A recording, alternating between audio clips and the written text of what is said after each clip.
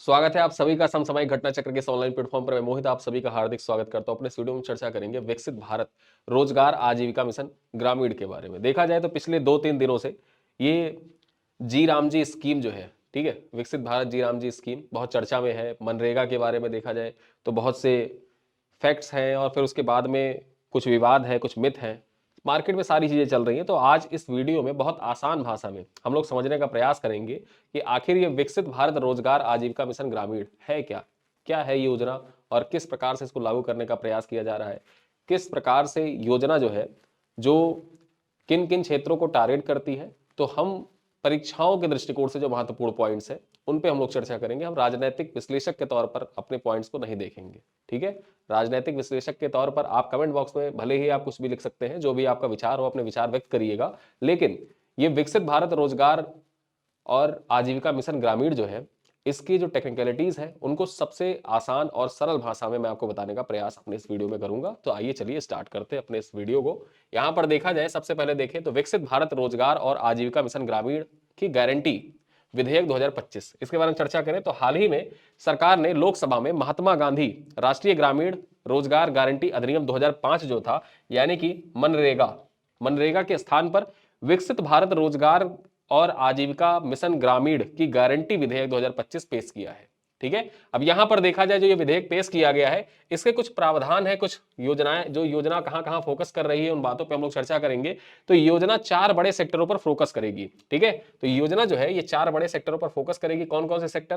पहला सेक्टर क्या है कि पानी से जुड़ा काम, जैसे तालाब, जल संरक्षण, सिंचाई से जुड़े स्ट्रक्चर जो होंगे उन पर फोकस किया जाएगा।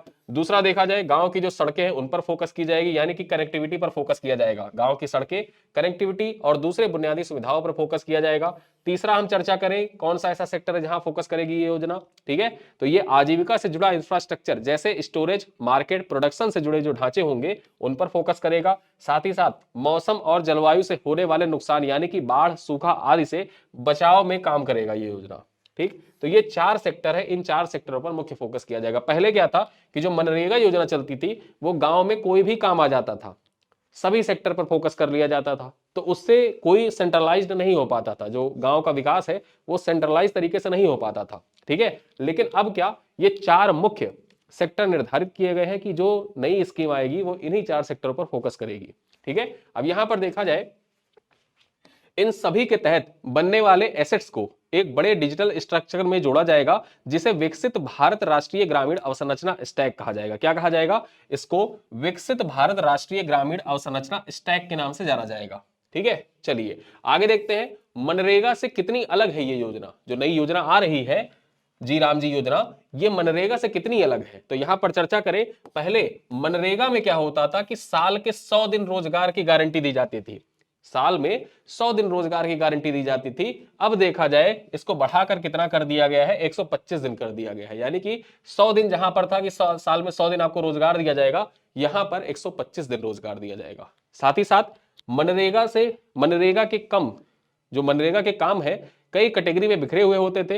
अब नया कानून साफ साफ कुछ फोकस्ड कामों पर पैसा लगाएगा ताकि ऐसे टिकाऊ हो और गांव की अर्थव्यवस्था का सीधा फायदा मिल सके। वही चीज मैंने आपको जो बताई कि मनरेगा में क्या होता था कि जो काम होता था कई कैटेगरियों में बटे होते थे।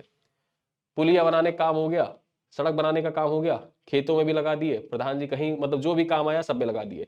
लेकिन अब जो ये 4 फोकस्ड एरिया बताया गया ना, इन्हीं 4 फोकस्ड एरिया में काम गांव में उत्पन्न होंगे और इन्हीं में उनको लगाया जाएगा, ठीक है। इससे होगा क्या, जो एसेट होंगे वो टिकाऊ होंगे और गांव की जो अर्थव्यवस्था है इसको सीधे तौर पर इससे फायदा भी मिलेगा। चलिए अब गांवों की प्लानिंग कैसे होगी, जो गांवों की प्लानिंग है वो प्लानिंग कैसे होगी इस योजना के तहत। तो यहां पर देखा जाए अब हर गांव के लिए विकसित ग्राम पंचायत प्लान बनाया जाएगा, यानी कि अलग अलग गांव के लिए अलग अलग प्लान बनाया जाएगा, विकसित ग्राम पंचायत प्लान बनाया जाएगा, जिसे ग्राम पंचायत खुद तैयार करेगी। उसको किस चीज की जरूरत है, गांव को किस चीज की जरूरत है और गांव किस प्रकार से प्लानिंग करेगा, तो सारी ग्राम पंचायतों को यह अधिकार दिया गया है। यह प्लान राष्ट्रीय स्तर की स्पेशल प्लानिंग सिस्टम जैसे पीएम गति शक्ति से भी जोड़ा जाएगा, ताकि गांव का विकास नेशनल प्लानिंग के साथ मैच हो सके। यानी कि जैसे पीएम गति शक्ति योजना है, तो उसी तरीके से देखा जाए जो गांवों का विकास है उसको इसी तरह से जो पीएम गति शक्ति योजना है इससे जोड़ा जाएगा, ताकि जो गांव का विकास है ये नेशनल प्लानिंग के साथ मैच हो सके। जिस प्रकार जिस दिशा में देश आगे बढ़ रहा है गांव भी उसी दिशा में आगे बढ़ेगा। अब किसानों को क्या फायदा होगा इससे, यहाँ पर एक महत्वपूर्ण फैक्टर किसानों का आ जाता है। ठीक, संसद में देखा जाए तो इस पर भी बहस की गई, किसानों को किस प्रकार से फायदा होगा। तो यहां पर देखा जाए जो किसानों की खेती का पीक सीजन होता है, यानी कि बुआई और कटाई का समय होता है, इसमें मजदूरों की कमी ना हो, इसलिए राज्य 60 दिन तक ऐसे पीरियड तय कर सकते हैं जब इस योजना की तरह, इस योजना के तहत पब्लिक वर्क बंद रहेगा। यानी कि मनरेगा होता था वो 365 दिन चलता था, 365 दिन चलता था। लेकिन अब जो ये योजना है, ठीक है, अब जो ये योजना है, जो नई योजना आ रही है, ये योजना साल के 60 दिन अस्थायी रूप से बंद रहेगी। साल के 60 दिन अस्थायी रूप से इस योजना को बंद करके रखा जाएगा। राज्य को यह अधिकार दिया गया है बुआई और कटाई के समय। जिससे होगा क्या, यहां पर देखें, इससे मजदूर खेती में लगेंगे और खेती की मजदूरी कृत्रिम रूप से बहुत ज्यादा नहीं बढ़ेगी। जो खेती की मजदूरी होती थी वो कृत्रिम रूप से बहुत ज्यादा बढ़ जाती थी, क्योंकि जितने मजदूर है वो चले जाते थे नरेगा और मनरेगा में। अब किसान जो होते थे उनको मजदूर मिलते ही नहीं थे। तो इस चीज को देखा जाए ध्यान में रखते हुए यहां पर यह बात सरकार के द्वारा कही जा रही है कि 60 दिन तक योजना जो रहेगी वह अस्थायी तौर पर बंद रहेगी, जिससे खेती के लिए पर्याप्त मजदूर मिल सके। ठीक है, और यहां पर देखा जाए पानी, सिंचाई, स्टोरेज, सड़क और मार्केट जैसे कामों से किसानों की फसल, सिंचाई और मंडी तक पहुंच बेहतर होगी, नुकसान कम होगा और आमदनी भी किसानों की बढ़ेगी। तो ये होगा किसानों को फायदा। अब यहां मजदूरों को क्या फायदा होगा, ये किसानों के फायदे की बात कर ली गई कि किसानों को तो फायदा हो जाएगा, सस्ते मजदूर मिल जाएंगे। मजदूरों को क्या फायदा होगा, तो मजदूरों के बारे में यहां पर देखा जाए, पहले रोजगार 100 दिन की गारंटी थी।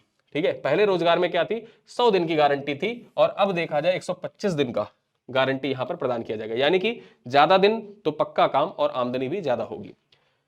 काम की प्लानिंग पहले से होगी ताकि गांव स्तर पर प्लान तैयार होंगे, जिससे मजदूरों को पता रहेगा कि कब और कहां क्या काम करना है। ठीक है, तो यानी कि काम की जो प्लानिंग है वो पहले से फिक्स कर दी जाएगी। ठीक, पेमेंट पूरी तरीके से डिजिटल होगा, आधार और बायोमेट्रिक से वेरीफाइड होगा, जिससे फर्जीवाड़ा और मजदूरी काटने जैसी दिक्कतें कम होंगी। होता क्या था कि जो ग्राम प्रधान होते थे, अब ग्राम प्रधान होते थे तो फर्जीवाड़े तरीके से देखा जाए वो जो मजदूर होते थे उनकी मजदूरी भी काट लेते थे।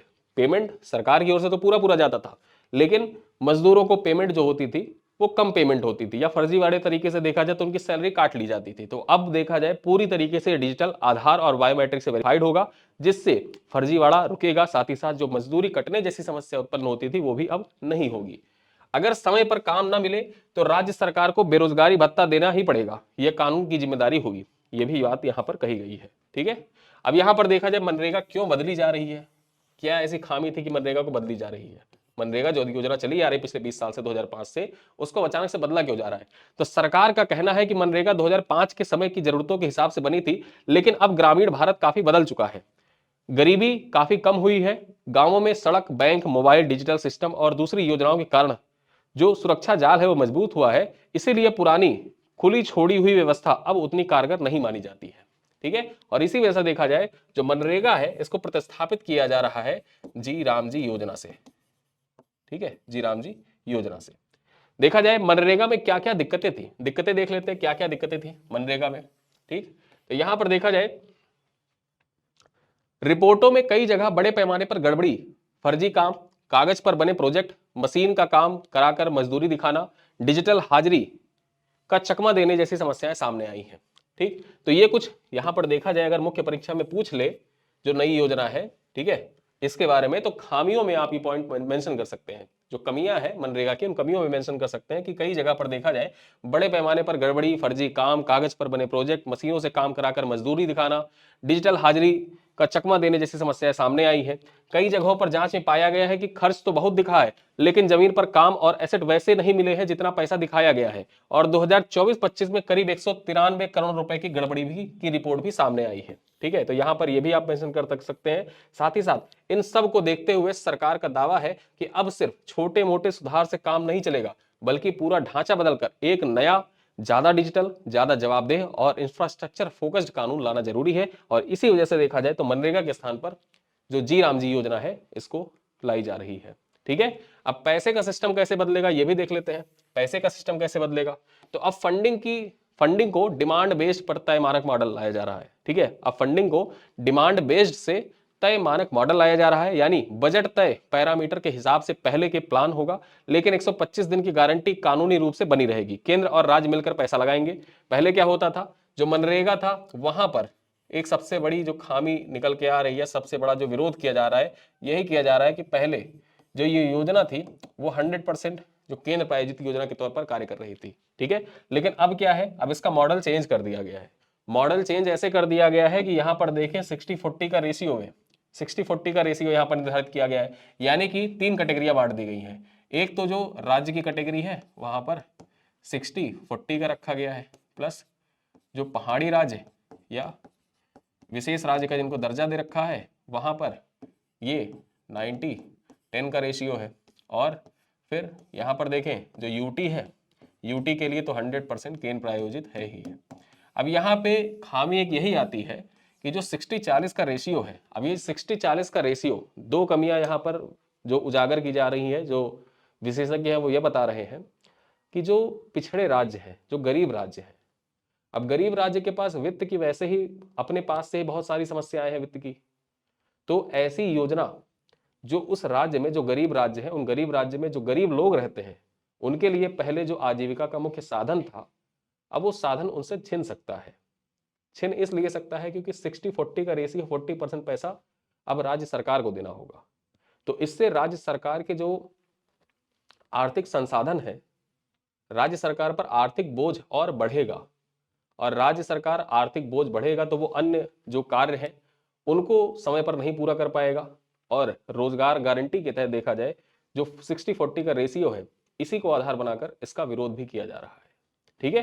तो यहाँ पर वही बात की जा रही है, पैसे की बात की जा रही है कि आमतौर पर 60-40 के रेशियो में, यानी कि 60% पैसा केंद्र सरकार देगी और 40% पैसा राज्य सरकार से आएगा। जबकि नॉर्थ ईस्ट और पहाड़ी राज्यों के लिए ये रेशियो 90 और 10 का है। कुछ केंद्र शासित प्रदेशों में 100% केंद्र फंडिंग करेगा, ठीक है।